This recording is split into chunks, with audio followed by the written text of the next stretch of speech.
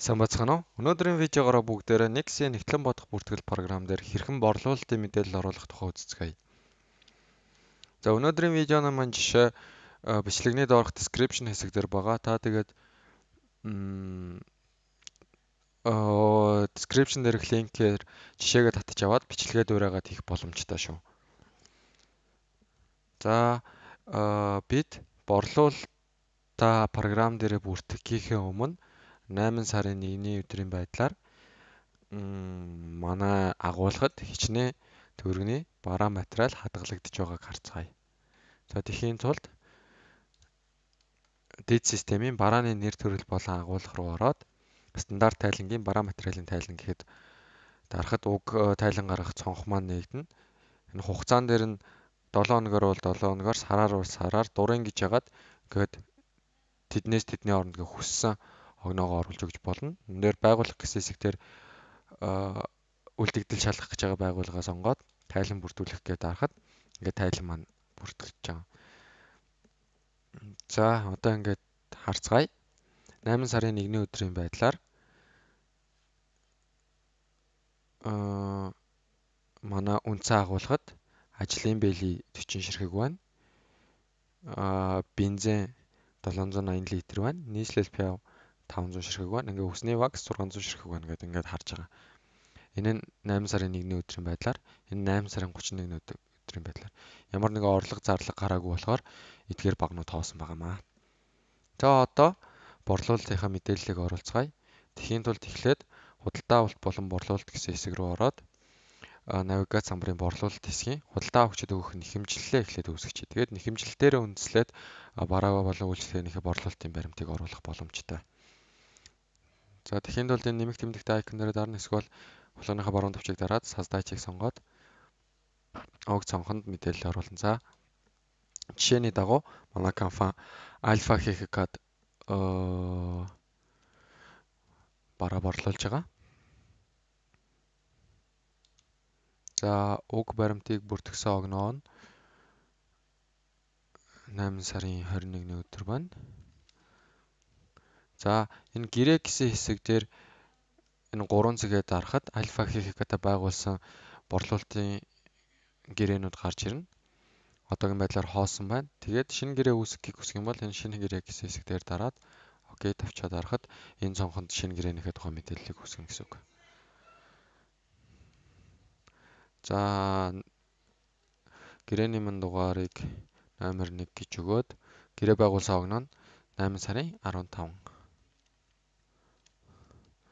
За ингээд нэр үүсгэхээр номер 1 дугаартай ингээд худалдаа авагчтай их гэрээ төгрөгөөр ямар валютаар хийж байгаа вэ?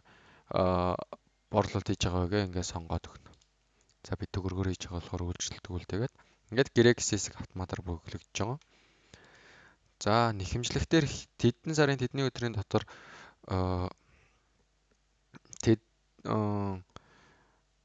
Альфа HKK бидэнд өрөө дарах ёстой гэдэг хугацааг нь энэ дээр нь зааж өгдөө. Жишээний дагуу нэхэмжлэх очсноос хойш 10 хоногийн дотор өрөө дарах ёстой шүү гэсэн байгаа. Тийм болохоор 21-ний өдөр өгсөн нэхэмжлэх гэхээр 10 хоног нэмэхэд 8 сарын 31 хүртэл. За одоо ерөнхий мэдээллүүдээ оруулж дууслаа. Нэхэмжлэхээ хүргэж өгөх хаягийн мэдээллийг оруулахыг хүсвэл энэ хэсгээр оруулж өгнө. За энэ үнийн дүнд нөт орсон гэсэн хэсгийг өөрчилцгөөе. Учир нь бид нэр үсний лаг борлуулах гэж байгаа. Тэгээд нэг бүрийнх нь нөтгүй үнэ нь 3500 төгрөг. Нөт орсон үнэ гэж бичих юм бол 3500-аас нөт хасагдана гэсэн үг. Тэгэхээр энэ чагтыг арилгаж хадгалаад одоо энэ бараа гэсэн хэсэг дээр нөтнийхээ үснийхээ ваксны тухай мэдээллийг оруулна. Үсний ваксгээ гараад ирж байна. Тоон 30 ширхэг. За нөт ороогүй үнэ нь 3500 төгрөг. За ингээд нийт нөт ороогүй үнэ нь 105,000 төгрөг болж байна. За тэгээ нөт нь ингээд 10% бодогдоод 10,500. Нийт бидний авлагын хэмжээ нь 115,500 төгрөг байна гэсэн үг. За одоо ингээд нэхэмжлэхээ хадгалах тавчаад арчи.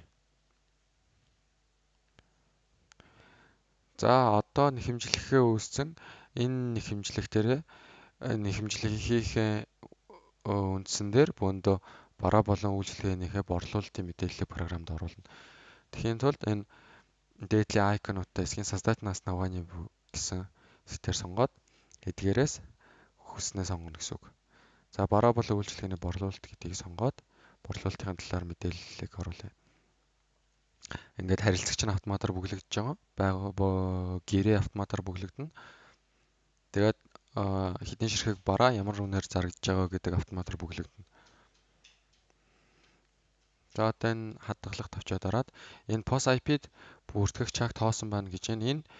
Энэ ямар учиртай вэ гэхээр уг чагтыг чагтлаад хадгалахад баримт цэгийн маань сайт руу уг борлуулалтын маань мэдээлэл автоматар шивэгдэж байгаа гэсэн үг.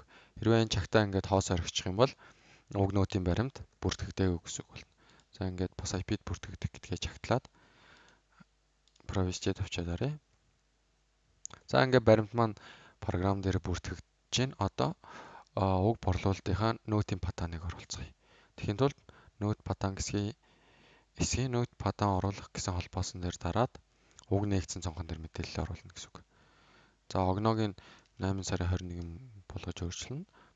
За ингээд харилцагчийн хэсэг автоматар бүглэгдэж байна. Байгуулсан гэрээ автоматар бүглэгдэж байна. За одоо ингээд хадгалаад таахад нөтийн патан маань програм дээр бүртгэгдлээ. За одоо ерөнхий мэдээллүүдээ оруулж дууссан. Хаагаад навигац самбарынхаа бараа болон үйлчилгээний борлуулалт гэсэн хэсэг рүү орж агаад түрүүний оруулсан мэдээллийнхээ дансны бичлэлтийг харцгаая.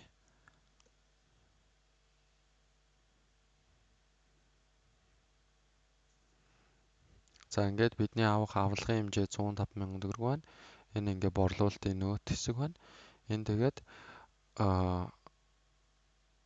уг борлуулсан бараа маань агуулгаас ингээ өртгөөрөө хасагдчихэв.